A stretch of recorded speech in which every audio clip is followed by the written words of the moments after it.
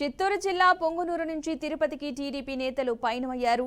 Chandrababu Naidu CM కావడంతో మొక్కులు చెల్లించుకునేందుకు TDP శ్రేణులు పొంగూరు నుంచి కాలినడకన బయలుదేరారు. తిరుమల కొండకు కాలినడకన వెళ్లనున్న పార్టీ శ్రేణులు స్వామివారికి పూజలు చేసి మొక్కులు చెల్లించుకోనున్నారు.